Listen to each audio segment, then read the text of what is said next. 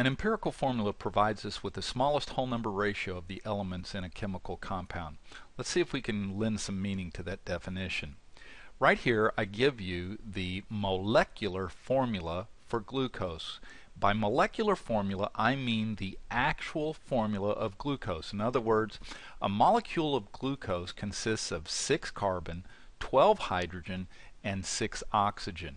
And this is the way we would represent it if we were working with glucose in any kind of chemical equation or anything else.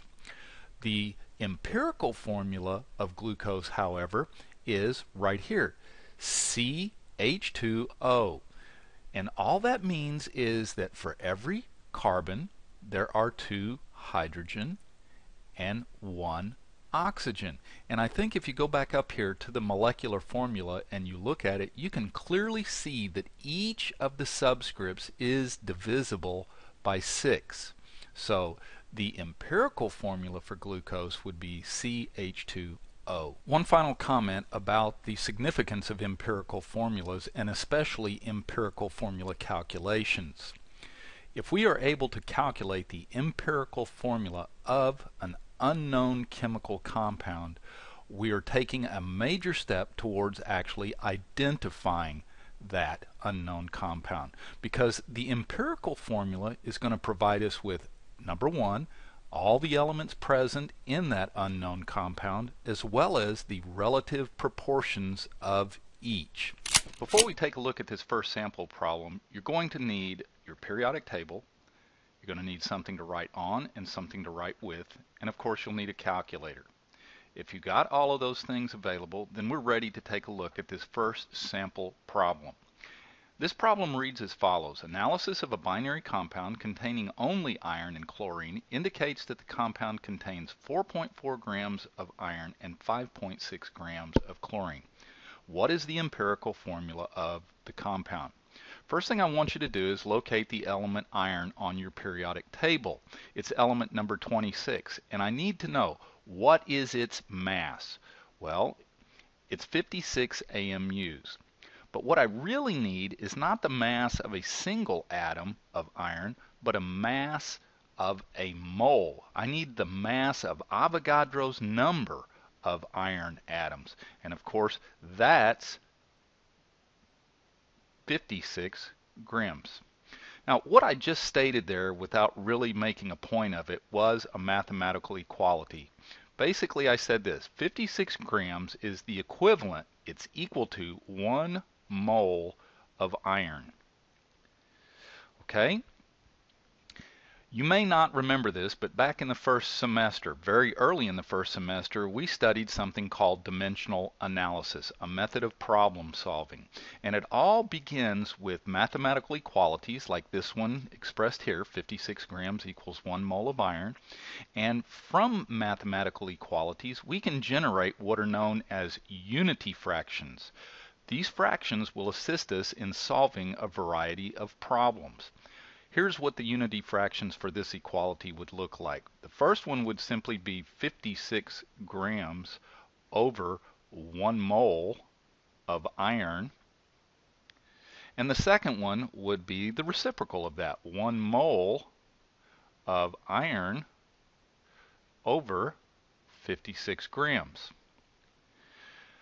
At this juncture, what I want to do is go back to the starting mass of iron. I'm going to go back to that, the 4.4 grams. And I'm going to come down here and I'm going to write down that 4.4 grams of iron. And what I want to do now is convert to moles. In fact, in AP Chemistry, we have a motto, when in doubt, convert to moles. And so this is where we're going to begin that. I want to pick one of these unity fractions, and I want to substitute it in here after my multiplication sign, and I want grams to cancel out, and I want to end up with moles in my numerator. Well, the only one of those two that'll work then would be 1 mole of iron over 56 grams. And you can see that the grams would quite clearly cancel out, and that would leave me with moles of iron. Doing my calculator work, I come out with 0.0786 moles of iron.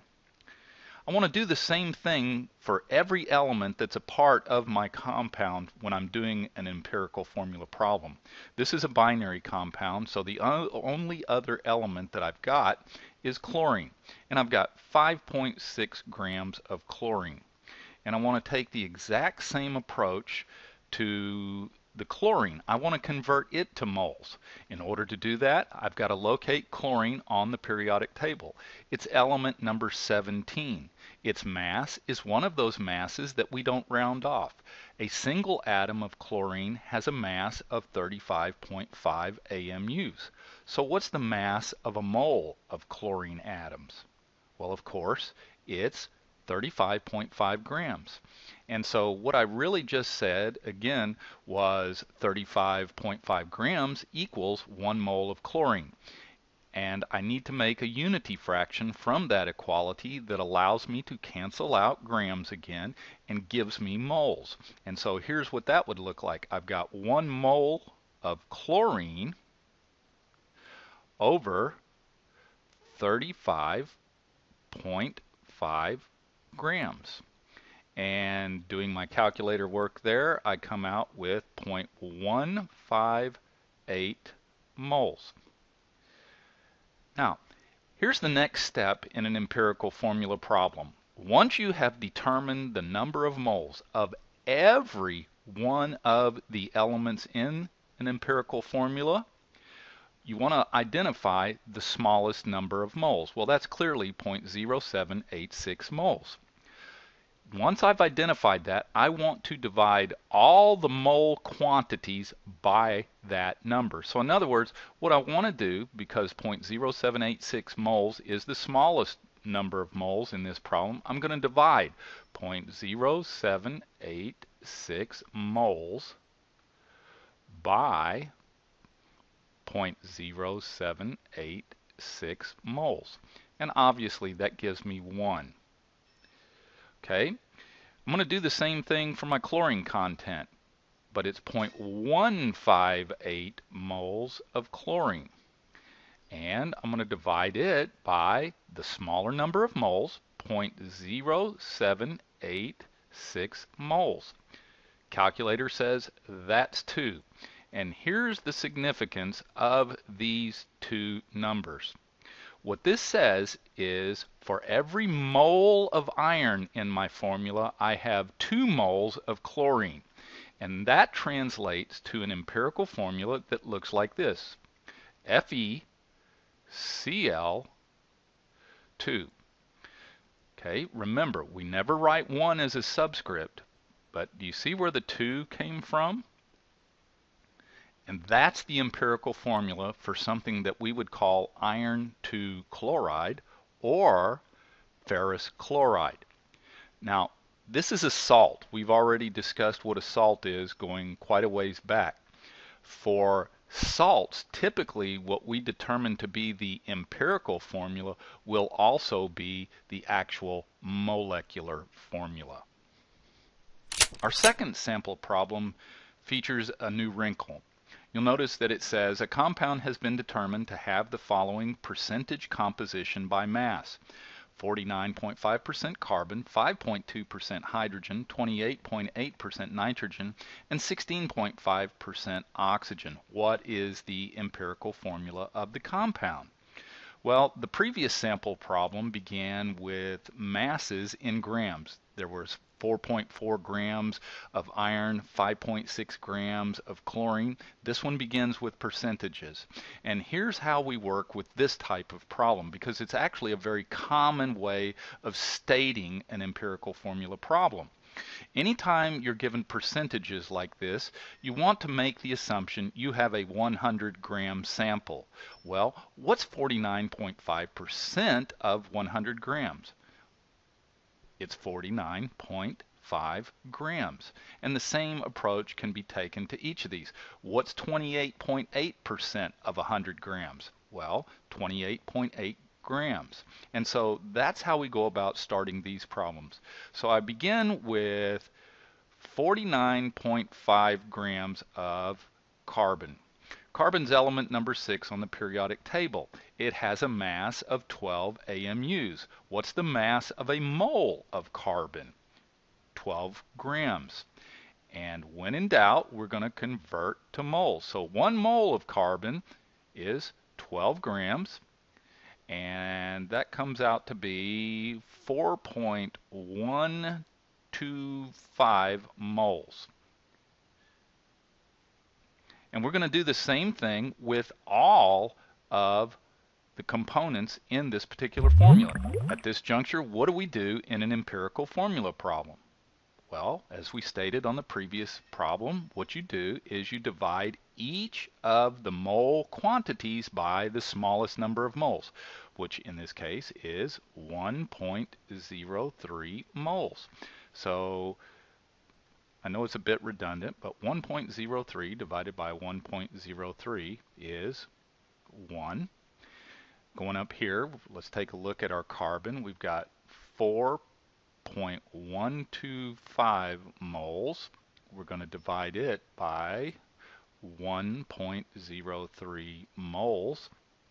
And notice how I include the units.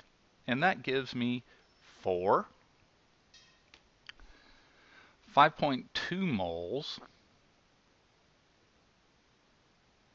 divided by 1.03 moles.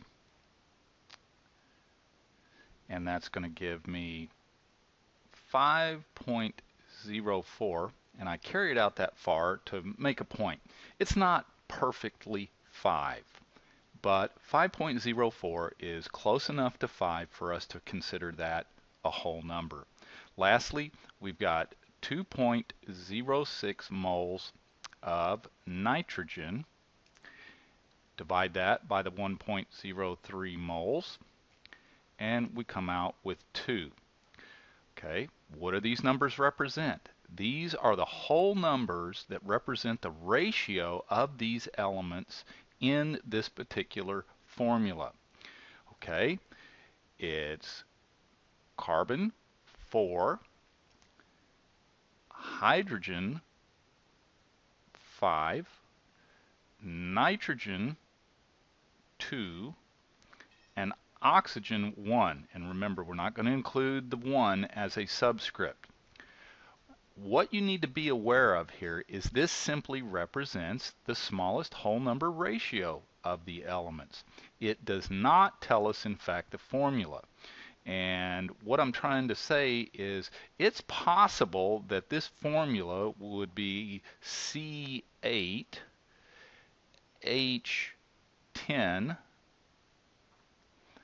N4O2. Can you see that that molecular formula there actually contains elements in the exact same ratio as this empirical formula? Well, if you're not asleep by this time, you're ready for the practice problems. Practice problem number 1 is very similar to sample problem number 1. Practice problem number 2 is similar to sample problem number 2, but it does contain a diabolical twist. Good luck. We're all counting on you.